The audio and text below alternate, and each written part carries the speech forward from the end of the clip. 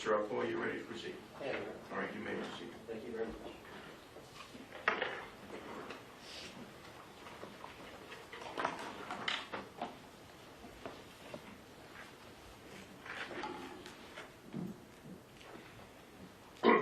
May it please this honorable court, counsel, ladies and gentlemen of the jury. I'd like to start off by sincerely thanking you all on behalf of my co-counsel, Matthew Nardi, and more importantly, on behalf of Stephen Capobianco. I am amazed by your commitment, your attention, and your patience. Out of all these nearly 6 months, I think we only had a short delay because of only at one time did one of you need an accommodation. Otherwise, as far as I remember, 100% attendance at all times. That's amazing with so many moving pieces. And I think that just exemplifies your commitment. I thank you.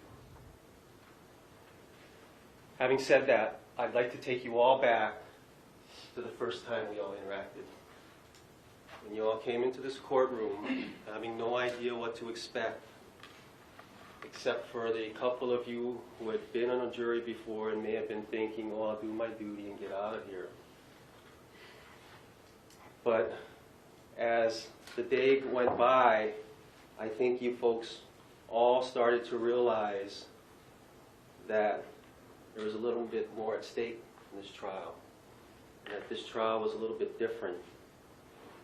And as you heard a little bit more, it may have struck you that this was that Charlie Scott case. And at that point, whether it was the magnitude of the case or whether it was the time commitment being asked of you folks started to realize that as you were answering questions on that first day, your words started to matter. Which took us all back one by one into that jury room. With the exception of, I think, the one or two of you which had heard nothing about the case before. Remember when you first walked into that room, a bunch of strangers in suits, Judge Cardoza and his staff, the court reporter, and a few feet away, the guy that all of Maui had presumed guilty of killing his pregnant girlfriend, or so the story went. As you sat there next to Judge Cardoza, being asked some pretty deep philosophical questions about the law and your belief in the law, I got to sit right next to all of you. I sat there watching intently from how you said things to the involuntary movements on your face. If you recall, the biggest concern of everyone in that room came down to a couple of issues, aside from the impact that this trial and commitment would have on your work. Can you be a fair and impartial juror if chosen? Can you presume Stephen Capobianco to be innocent of the allegations unless and until the state has met its burden of proof? By my account, most of you came into the case hearing something about it. Most of you came in with somewhat of an opinion about Stephen's involvement. And to my surprise, one of you had even had hands-on contact with him on a professional level. Judge, objection, Your Honor. This is information that should not even be put out there. It's not facts before the jury, nor in this trial. The objection is sustained. Thank you. And I have to strike that because that isn't proper to talk about what went on in the jury selection process. The motion to strike is granted. Thank you, Your Honor. Whatever predisposition you embarked on in this trial, you are not asked to return as a potential juror without everyone in that room being satisfied that you can be a fair. Judge, objection again. The jury selection process is not part of the closing argument. It's not part of the record. That's before the jury. Judge, this is argument. This is taking them back to their experience. I'm going to sustain the objection. Thank you. Move to strike that as well. The motion to strike is granted.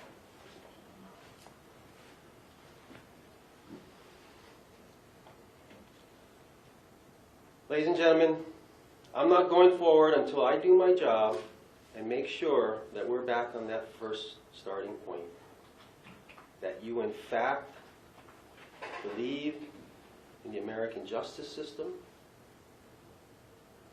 that you can be a fair and impartial juror, and that you will not find Stephen Capobianco guilty unless and until the state has met its burden.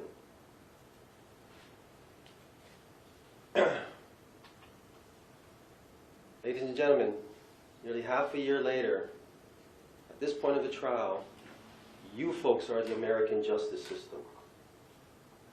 I did my part, Mr. Nardi, the defense did their part in this American justice system, the judge is almost done with his part, with the exception of a few more jury instructions. The state had their shot. You folks are the American justice system. Take objection. That is a misstatement of the law. They're the triers of fact. The objection is sustained. Thank you. And I move to strike that because that's improper. The motion to strike is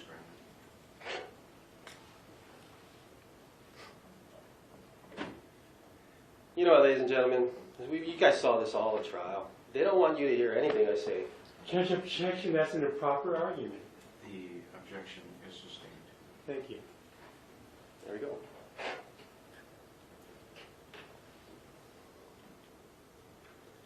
Ladies and gentlemen, I'd like to make sure that we're all on the same page.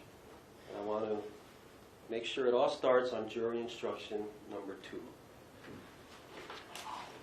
You must presume the defendant is innocent of the charges against him. This presumption remains with the defendant throughout the trial of the case unless and until the prosecution proves the defendant guilty beyond a reasonable doubt. The presumption of innocence is not a mere slogan, but is an essential part of the law that is binding upon you. It places upon the prosecution the duty of proving every material element of the offense charged against the defendant beyond a reasonable doubt. That's the law. I want to make sure we're there. Because, ladies and gentlemen, I want to caution you at this point about what Mr. Rivera has tried to do with this law. Mr. Rivera has dumbed down this law to such a low burden of proof that he won this case 6 months ago. Mr. Rivera has taken that law which says that he must prove that Stephen Capobianco is guilty of the allegations with proof, evidence beyond a reasonable doubt. What has Mr. Rivera taken this to? He's taken this to a whole different legal burden. He told you yesterday that the defense has to prove that Stephen did not lie about his car being broken, or else he's guilty. Judge, objection. That is a clear misstatement. This is argument, Judge. But he can't misstate what anyone said. I'm going to sustain the Thank you. objection. Move to strike that because that is a clear misstatement. What's a misstatement? That is his words yesterday. I have it written down, the transcript has it, and the jury gets to entertain his arguments and entertain my arguments. Mr. Rivera respectfully did not argue yesterday that the defense had to prove something. I'm certain of that. Your Honor, Thank you. And so I get to the court is ruled. The court is ruled. Please move on with your arguments. you guys know what he argued yesterday. And you look up his transcript and see whether that's what he told you.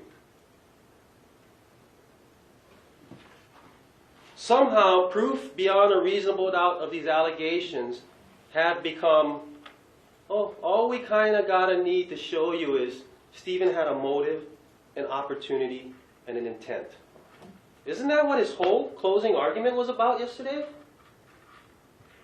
We don't have to prove to anyone what happened to Charlie Scott and how Stephen Capobianco did anything to her. All we kind of got to prove is motive, opportunity, and intent. Chief, objection, because that is not what the state said yesterday. Whew. The objections will proceed.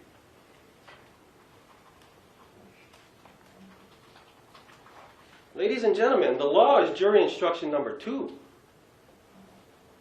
That's what you swore to follow when you took that juror's oath.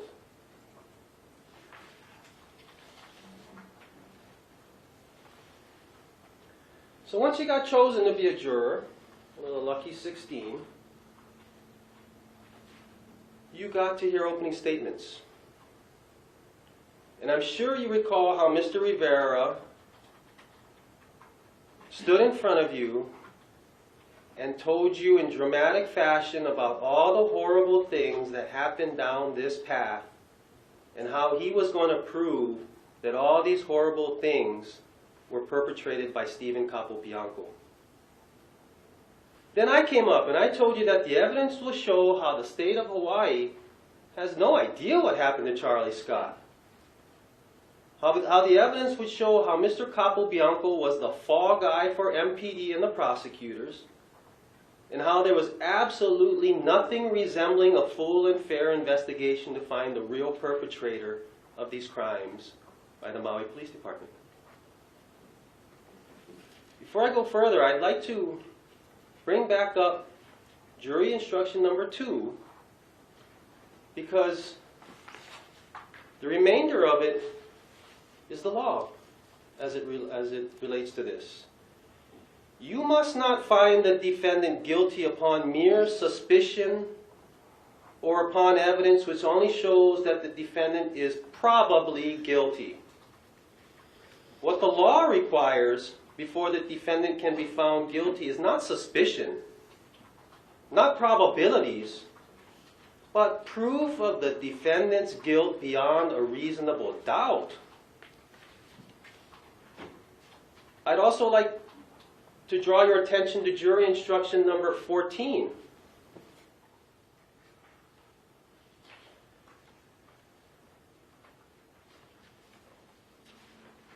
This law instructs that the defendant has no duty or obligation to call any witness or produce any evidence.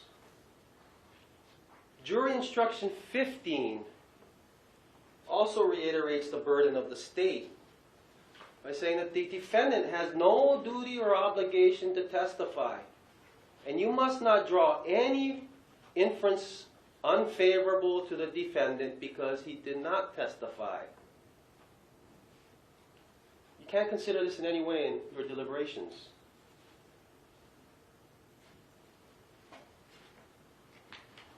The bottom line to you as a juror, I'm sorry, let me step back, because again, I wouldn't be doing my job if I didn't highlight this.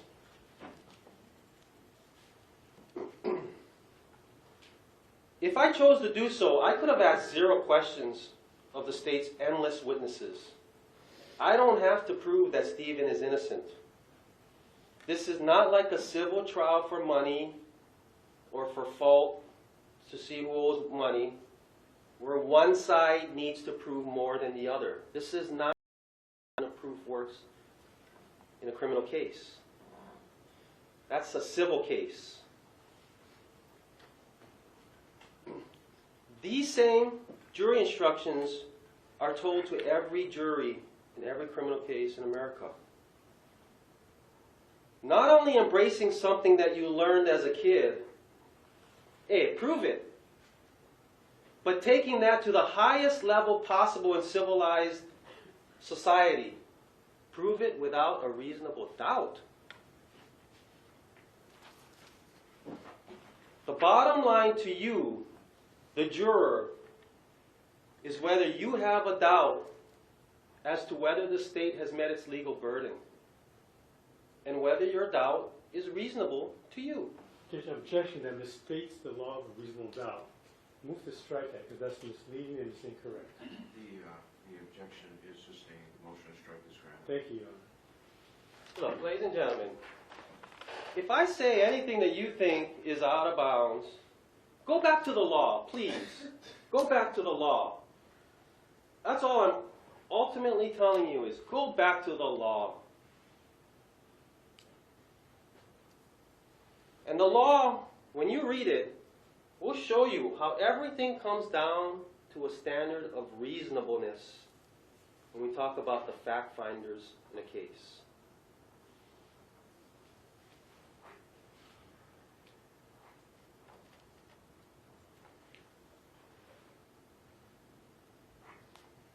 Well, I hemmed and hawed on whether to use this example or not. This case has been so long that nearly during the course of this trial,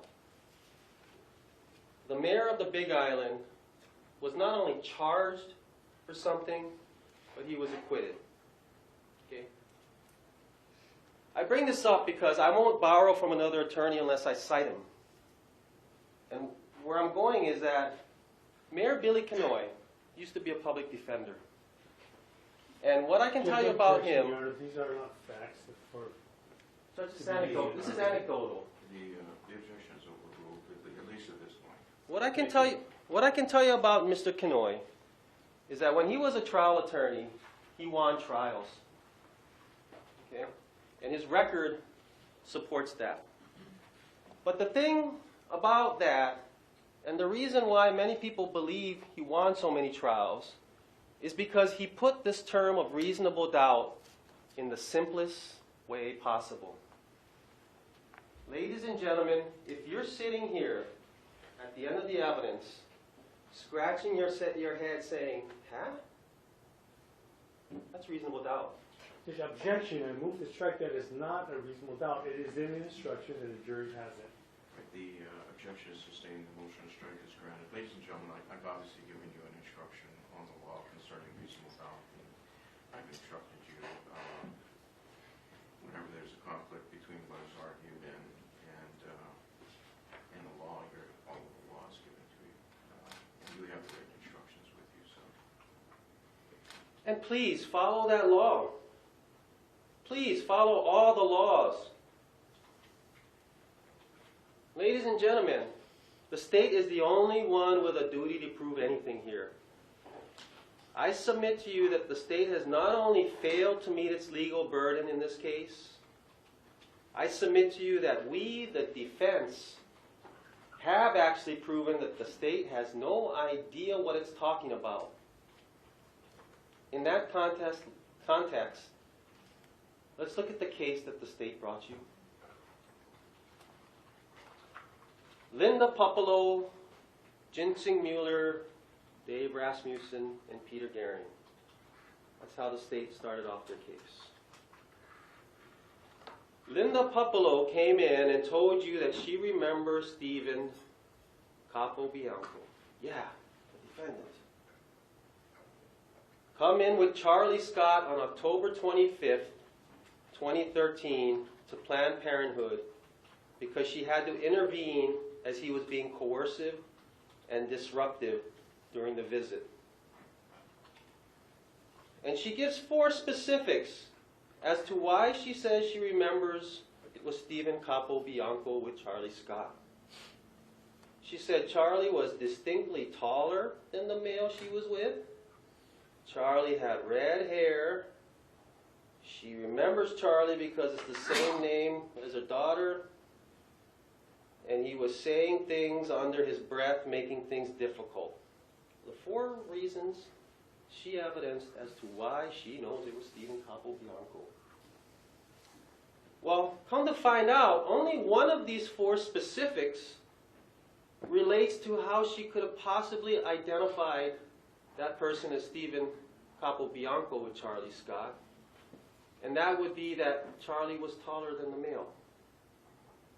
Well, come to find out, the uncontradicted evidence is that Stephen is at least 6 feet tall, while Charlie was at most 5'10".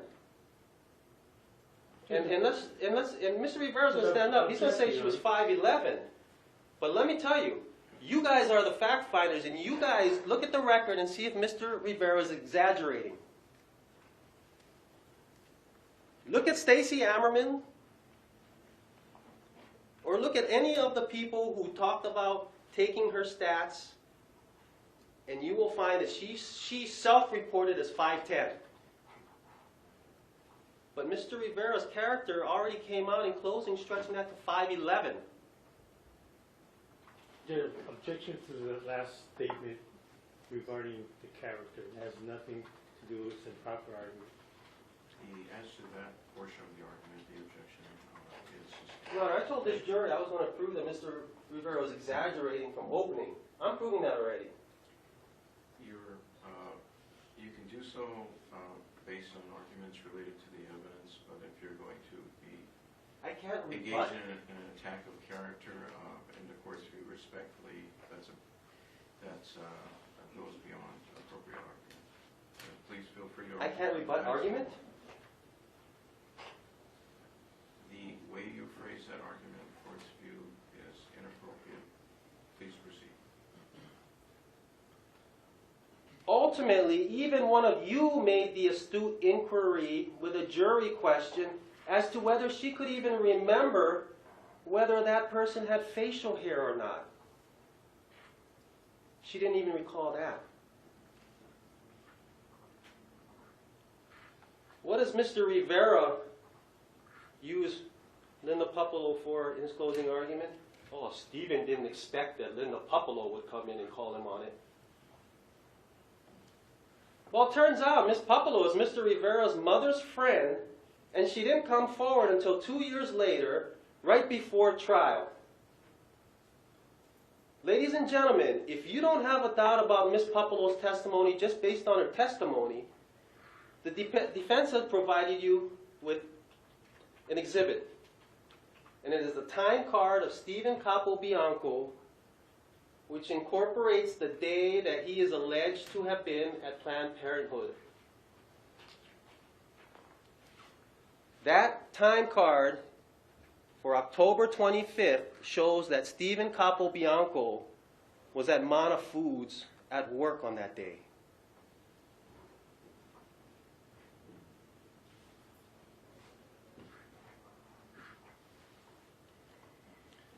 Again, in the context that I have no duty to evidence anything in this case, please consider whether it is believable at all that Stephen even could have been at such an appointment if he worked all day, ran or walked to his truck, sped through Pauhana time, Paia, Baldwin Avenue, Hana Highway traffic, got to Kahului, and made his way to such an office visit that had normal nonprofit hours.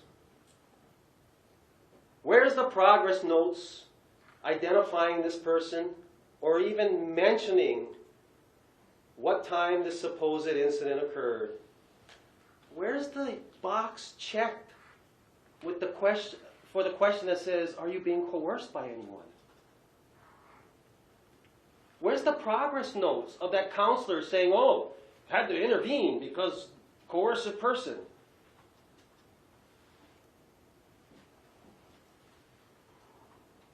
Just as importantly, where's any police follow-up to see whether what Linda Popolo is telling you could even be possible? So look, ladies and gentlemen, the defense is not even necessarily challenging the fact that Stephen acknowledged knowing about the pregnancy earlier on and assumed that Charlie was going to follow through with an abortion. We're not contesting that.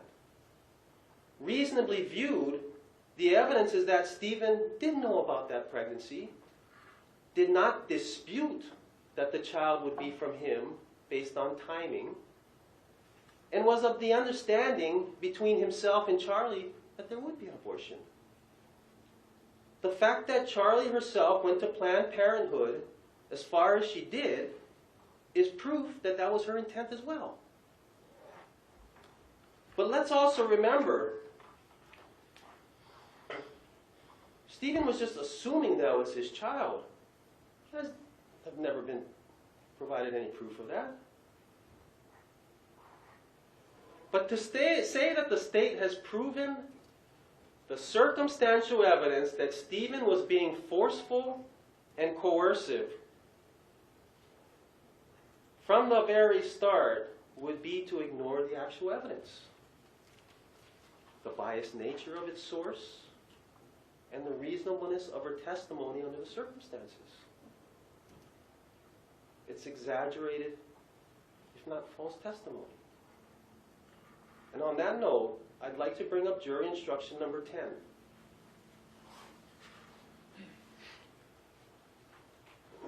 Ladies and gentlemen, jury instruction number 10 provides you with a list of factors to run a person's testimony through to see whether it's believable or not. Please do your duty and analyze the state's witnesses through jury instruction number 10.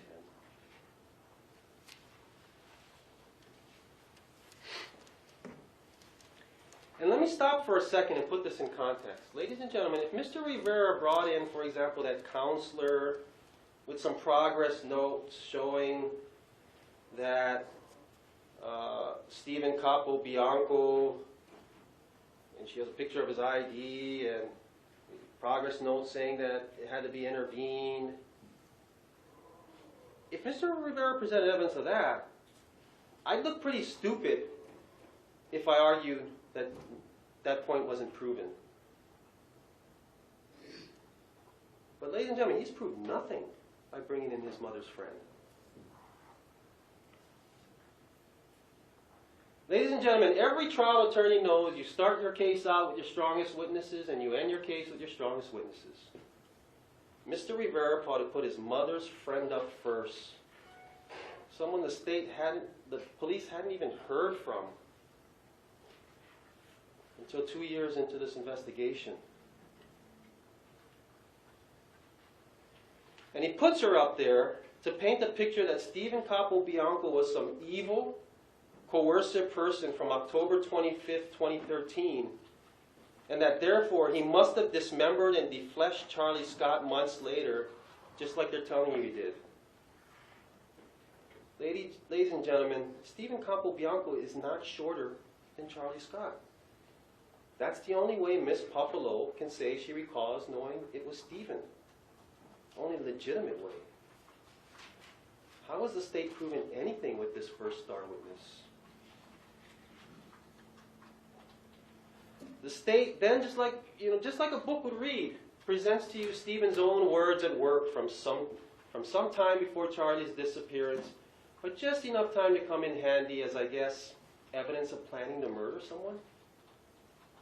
The state brings in 2 co-workers from the bakery at Mana Foods who testify that Stephen inquired about the topic of how to get away with murder while talking in the bakery. See, the state is telling you this is further proof that Stephen was planning to kill Charlie. But then we find out that these types of quirky comments were unremarkable. They were unremarkably common within the banter of the bakery area, if not Mana Foods in whole. We find out that it was passed off as such at the time by the witnesses, and that the circumstances made it reasonable to do so because it would be ridiculous for anyone planning a murder to ask out loud in front of a group of people how to accomplish such a task. Put another way, the state wants you to look beyond the unreasonableness of advertising one's future crimes, particularly that of murder. They actually want you to believe that Stephen was seriously asking Ginseng Mueller how to get away with murder just because he's married to a legal aid attorney with no criminal law experience. And that he was doing so with as many witnesses as could be in that small bakery area. Is that reasonable? Is that the reasonable interpretation of this evidence? To their credit, the state then presents the testimony of Peter Gehring. And ladies and gentlemen, bless his heart, he's probably the most honest person who testified up here. He appeared as confused as most of us, as to why the state was taking so long to get maps into evidence. And just to reminisce, he was the one, with some comic relief, objecting to the question himself. He was evidently brought in when he was, so that some maps could be available for the next witnesses. Which took us to Detective Lou. Look, ladies and gentlemen, I'm not here to bash Detective Lou. In this context, I want to address his testimony as concisely as possible. Whether from direct examination or cross-examination, I submit to you that this is what Detective Lou's testimony boiled down to. By the time he was assigned to be the primary investigator in this case, on February 11, 2013, Charlie was the second missing female within about a month to go missing on the island of Maui. Although he was not trained as a homicide investigator, Detective Lou was one of the most experienced senior CID detectives on the island of Maui at the time he was given the assignment, even though, as he put it, no crime had even been committed.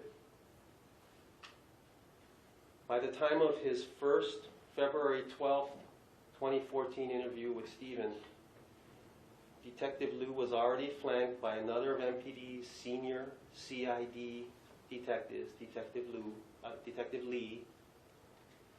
And Detective Lou began this very first interview by referring to Charlie Scott as the victim in this case.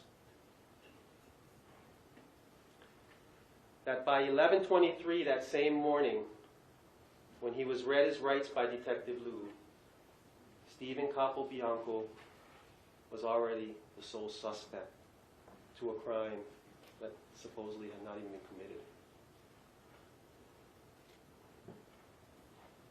That aside from interviewing people exclusively about how Stephen Capobianco could be involved in Charlie's disappearance and ultimate death, Detective Lou investigated no other possibilities other than that Stephen Capobianco killed Charlie Scott.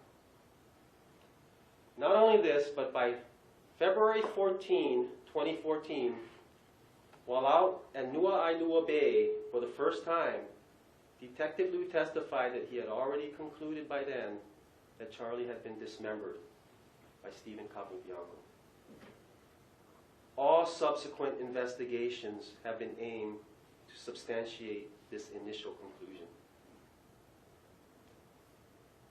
Detective Lou was expressly informed of other potential witnesses, other potential suspects, particularly after committing to his dismemberment theory, but for all practical purposes refused to pursue any other leads other than Stephen Capobianco related leads. And by February 15th, other detectives appeared to be taking over Detective Lou's primary investigator status for reasons which have gone unexplained. To be sure, these replacements had no better credentials than Detective Lou relative to homicide investigations and continued to relentlessly pursue Stephen Capobianco as the sole suspect here. To be clear, Detective Lou was also the vehicle with which the state brought in Stephen's own statements to Maui police starting from February 12, 2014. I will address Stephen's statements in a bit. Working from this statement, Detective Lou testified a lot about proving that Stephen was lying about any broken forerunner, with the end result being Mr. Rivera arguing to you, see, Stephen lied, he must have killed Charlie. While I'm sure much more can be cited, these were the highlights of Detective Lou's testimony, setting the stage for all the supporting evidence from subsequent state witnesses, intended to supposedly fortify his unchallenged conclusion. Ladies and gentlemen, what did Detective Lou bring you at all that proves anything relating to Stephen Capobianco being responsible for Charlie Scott's death, much less dismemberment? On top of this, what evidence at all is there that Detective Lou or anyone related to this investigation did anything close to a full and fair investigation to find out what really happened to Charlie Scott? Ladies and gentlemen, you did really actually hear Detective Lou tell you and have to admit that this investigation was locked into Stephen Capobianco based on his spidey senses. I'll point out things in reference to this contention along the way, but let me just mention this at this point. Every action of the Maui Police Department from February 12, 2014 was committed to the theory of dismemberment by Stephen Capobianco, practically refusing to jeopardize this theory by entertaining any other possibility.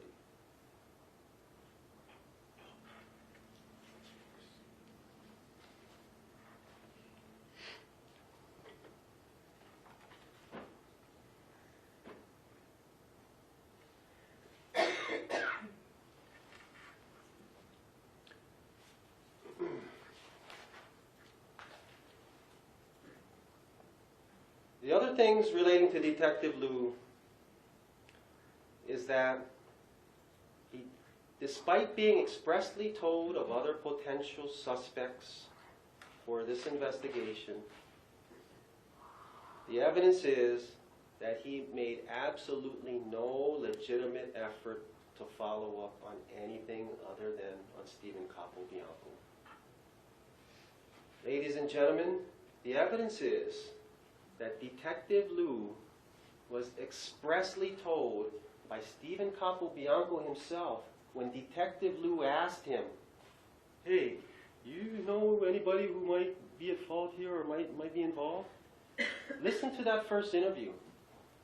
Stephen Capobianco tells him, "Yeah, there is a creepy person that Charlie's been telling me about at her house. And yeah, it might be worth following up." And if you recall, the evidence is that he wasn't the only person that mentioned people at Charlie's house. And just to put Stephen's suggestion about this creepy person in context, it's not like Stephen in his statement was trying to tell this Detective Lou, "Hey, you should look at this person, just look at this." He was asked if you think anybody here might be of interest. He told one person to Detective Lou, creepy person that Charlie was complaining about. And what's telling about this is that Detective Lou himself asked Stephen, "Hey, what about Johnny Pipkin?" You don't see Stephen trying to throw Johnny under the bus. You don't see Stephen trying to say, "Yeah, you should check into Johnny. He probably did it." You don't see Stephen saying that about anybody else other than the creepy person who was confirmed by other people.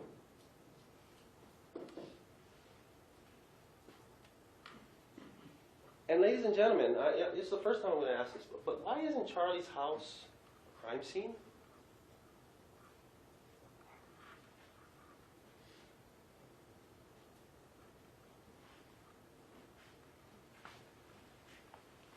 Someone was using her blankets after she went missing. How is that house not a crime scene?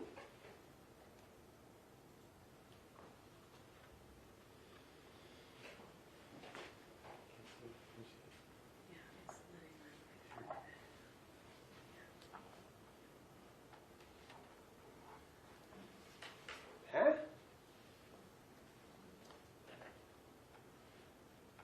Detective Lou even acknowledges that he tried to talk to Charlie's landlord about this creepy guy. And how far did that go? "Oh, the landlord told me he's not supposed to be around here." So end of investigation?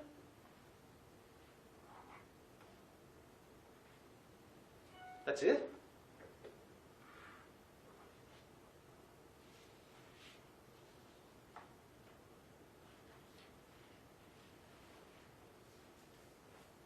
You heard Detective Hamilton come up with the whole list of suspects that started off with Detective Lou. Alfred Franco, Alton Franco, Matthew McCormick, Tyson Kyrish, Josh Hyman, Devin Fulcher, Mario Capobianco, Johnny Pipkin, Adam Gaines. Any legitimate follow-up?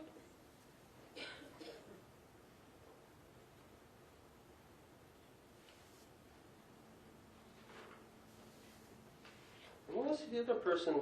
What's the whole other facet about that? If this thing's all about motive, why are they so wed to old? Only Stephen's got the motive. This is all about Charlie having a baby. Why aren't they talking about other boyfriends or ex-boyfriends of hers that might have had some interest about those circumstances? Like MJ.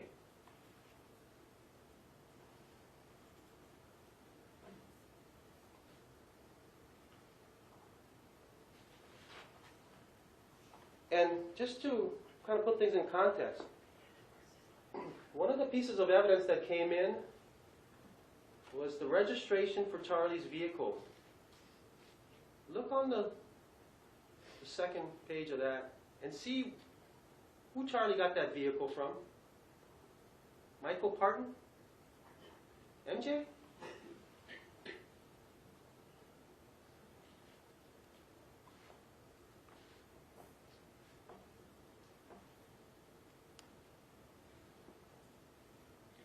Let's be real. Detective Lou did no follow-up on anyone except Stephen Capobianco. That's why out of this whole list, he only interviewed Matthew McCormick. And even then, that was only because he believed Matthew McCormick was an accomplice at that point in time, because that's what he was being told by people. That's Detective Lou's follow-up on anybody else.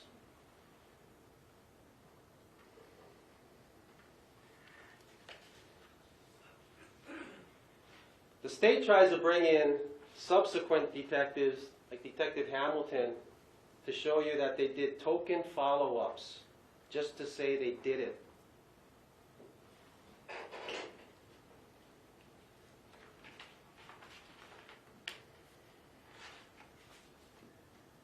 I'm curious, out of all the people they brought in, and in light of all the people they brought in, aren't you interested to hear from Lydia Gaines?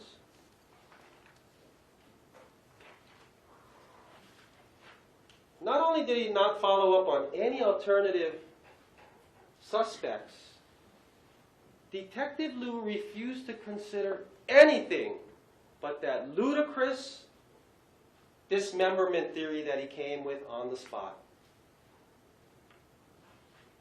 Hey, forget that this is pig grounds. Forget that you got bones so small that there's no other explainable reason for getting them that small except for if it went through a wood chipper.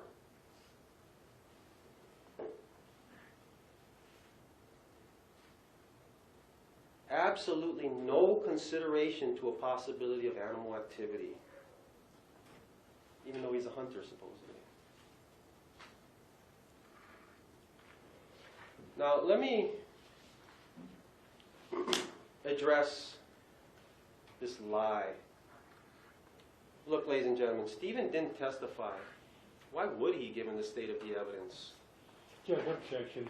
Improper argument. This is argument. Thank you. Move to strike that, because that is improper. The motion to strike is granted. Thank you. This big lie, the state says, is proof of murder. Ladies and gentlemen, why would it be a surprise to anyone that a drug dealer, as the state has evidenced him to be, would be lying to a detective about why he was at a particular location? Ladies and gentlemen, if you've lived on Maui long enough, you know there's no shortage of pakalolo in Kenai. You heard Adam Gaines tell you the real reason why Stephen and Charlie stayed together after they broke up was pakalolo.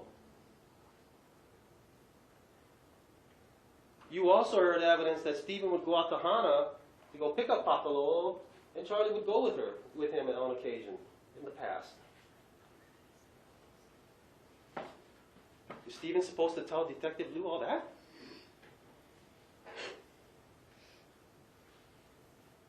And what about the state's whole thing about, oh, he's using the past tense? Ladies and gentlemen, again, you guys are being instructed to be all about reasonableness.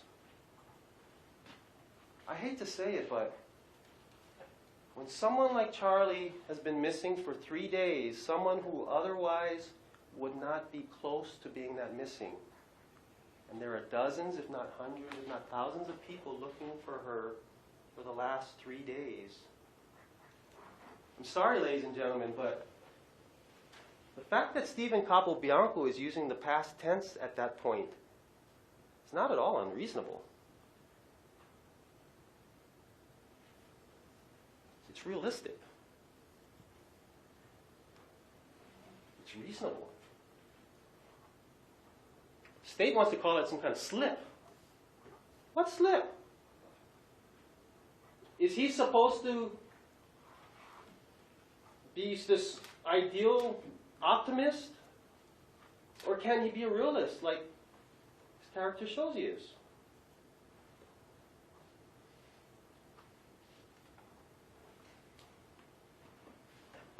I move to object that last comment. There is absolutely no evidence to prove that defendant is a realist, that his character is a realist.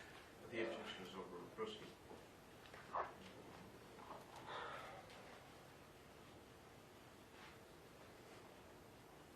I'm sorry, ladies and gentlemen, but unless you're running off of emotion instead of reason, there's nothing wrong with Stephen using the past tense at that time. And let's put that in context. Detective Lou is asking him questions along the lines of him being the last person to see Charlie alive.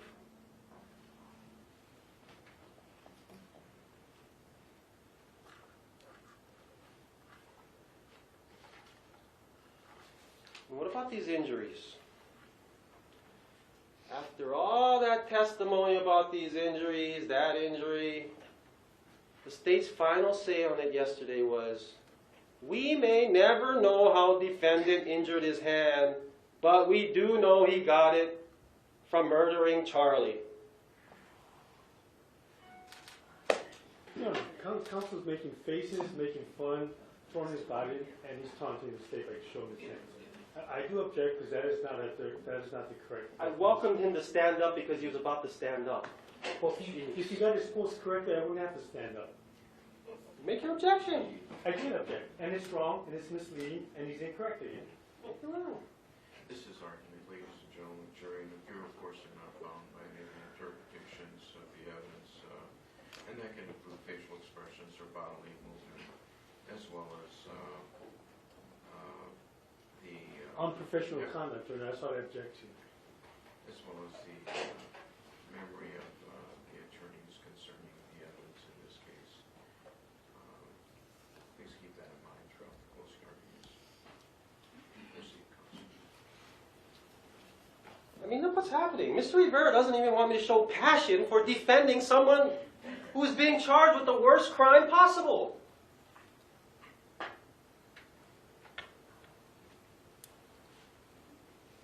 We may never know how defendant injured his hand, but we do know he got it when murdering Charlie. Huh? Isn't this backwards? Isn't it the state's burden to show how these injuries related to that? Or are we just going to presume him guilty and go from there?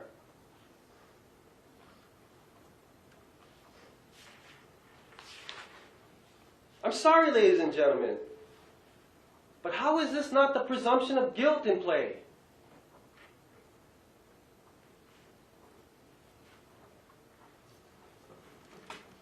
What, did he get it when he stomped her, which was what Mr. Rivera was asking questions about at first? Did he get it when he right turn collided her while he was driving?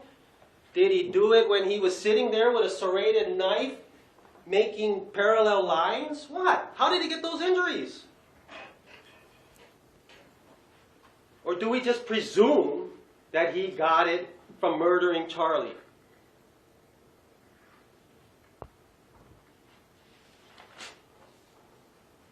Has it been about an hour? You're about 10 minutes shy of an Okay. hour, but if you want Can to keep right going. now, we can do that. Would you like to? Sure. Actually, All right, we'll take a recess. Recess.